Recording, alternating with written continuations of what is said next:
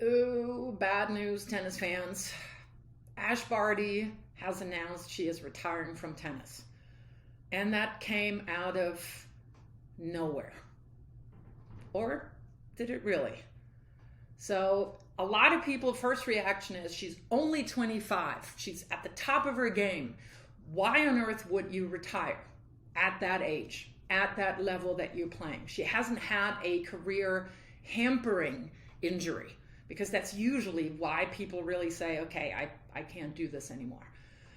So for that, yeah, we have to understand what it means to play at the level that Ash Barty has played. Pretty much ever since she stepped on the tennis court, she has been phenomenal. So yes, she's only 25 years old, but this is usually the age where young people have maybe not even figured out what their career is going to be. But Ash Barty has already written so many chapters in her life as a tennis player. So what a lot of people don't understand is that you're not just coming on the scene at age, let's say 21, and then your life completely changes, because now you're starting to travel full time, you're playing all these tournaments, you have all these expectations from other people. No. If you play at the level that Ash Barty has played, you are living in that environment from the age 10, 11, 12 years old on.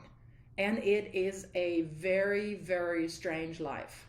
It is not at all normal. Now, obviously, I never played at her level, but I've been in that routine. I led that life, and it is, in many ways, no fun at all.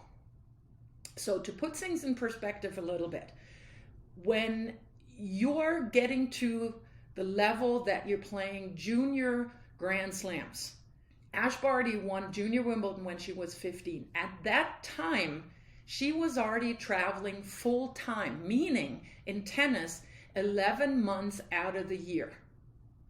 Our season is not 3 months, 4 months. Our season is 11 months. You have no guarantee what your schedule is going to be. There are no set dates against set opponents. Week to week is different. You are traveling constantly.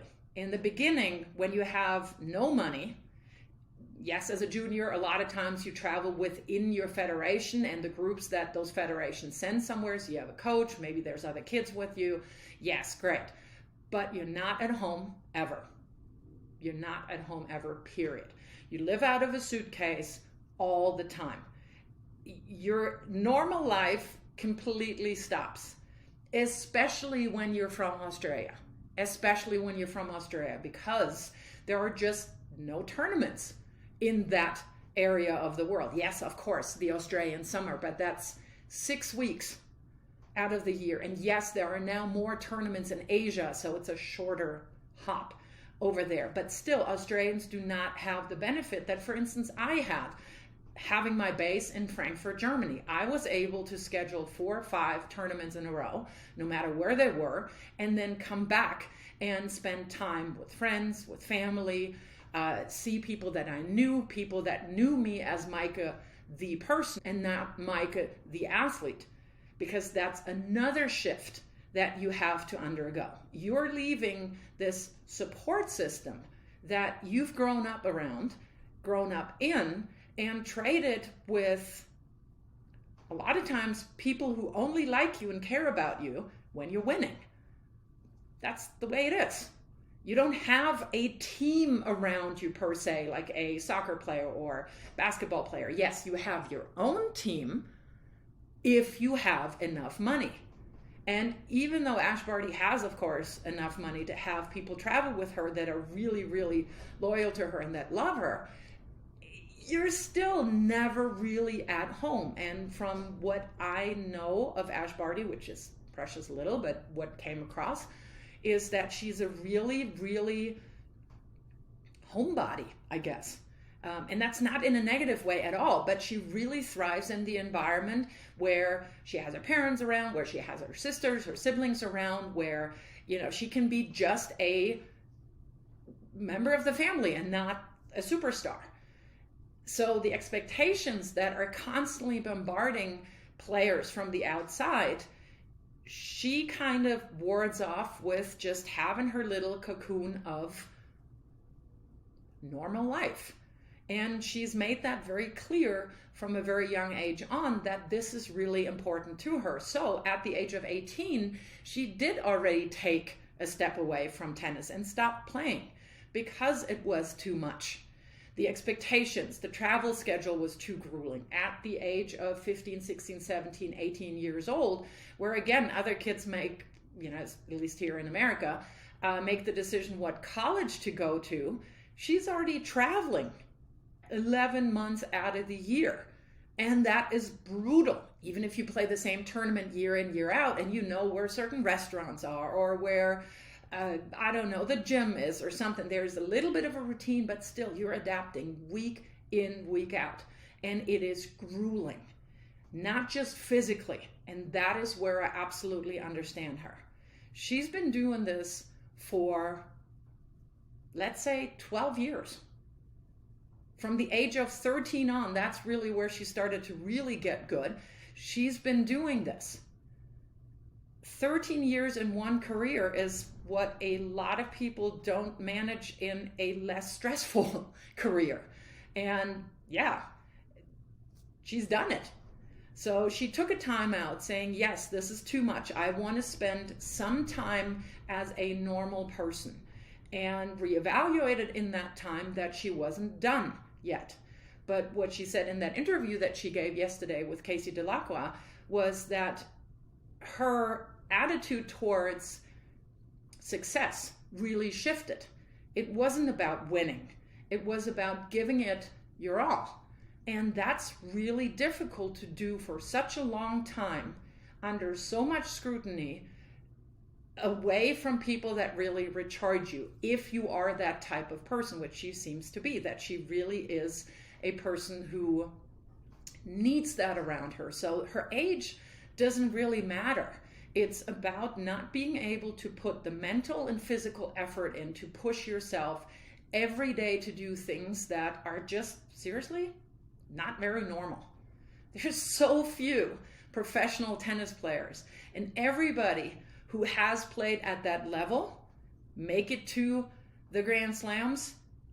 Each and every single one of us understands, because it's a really weird life. It's hard to really understand from the outside because people only see the glamorous side, right? You see the rock star life. You see people cheering and screaming and yelling for you, and players making tons of money. But that doesn't replace some of the basic human needs that we have as top players. So once you reached a certain goal, and she talked about that, Ash Barty talked about that yesterday, after she came back the first time, she then had an amazing career where it was just about getting better at all times and pushing herself, and not so much about winning. But then, of course, she ended up winning Wimbledon, a childhood dream. I mean, who can say that? I mean, when I was 9, 10 years old, I told people that I wanted to win professional tournaments, and people were looking at me like, okay, because it's so unlikely that you actually do. But she won Wimbledon. So this is something that you dream about your entire life, and then you make it. You do win that tournament, and then you go on and win your home Grand Slam.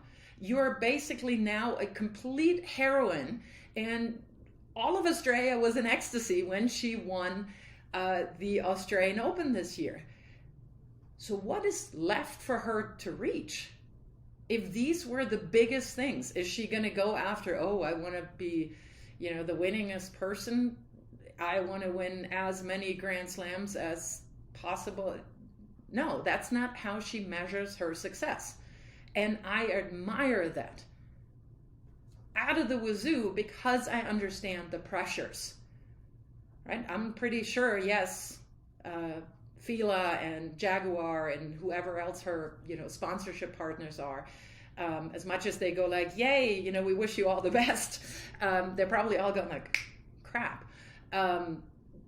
You know, we'd hoped you're playing another couple of years, but she's gone like, no, it's not good for me as Ash Barty the person. And she's always put Ash Barty the person above Ash Barty the athlete. And she stressed that yesterday, that she's completely spent, not just physically, mentally.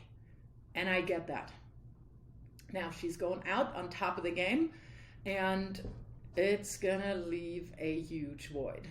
I mean, let's not talk around that. To me, she made tennis interesting again. I started watching tennis a lot again when she started getting up the ranks, because she brought a lot of the aspects back that I knew from my career, from the more, I want to say, versatile playing styles that were still around when I played. Slice, come in, drop shot, you know, great defensive skills, and not just blasting the ever-loving baloney out of the ball. So who's going to take on that now? That's going to be super interesting to see. So it's really, as we say, with a crying eye and a laughing eye that I'm looking at this retirement. Crying, of course, because I think she's an unbelievable athlete and an unbelievable person, which I think was so much needed. Somebody who's not just after money, glory, and whatnot. And then, of course, the smiling eyes a little bit. All right, who's going to step up now? Who's going to fill that void? I don't think anybody can, because she's just such a unique player and athlete and human being. But of course, other people can step up and bring their own personality and their own playing style to the game. And I think we're still in good shape, but it's still a huge loss to tennis. So those are my thoughts. Let me know in the comments what you think about Ash's retirement. And hey, maybe we can still keep our fingers crossed that maybe she's going to come back at some point.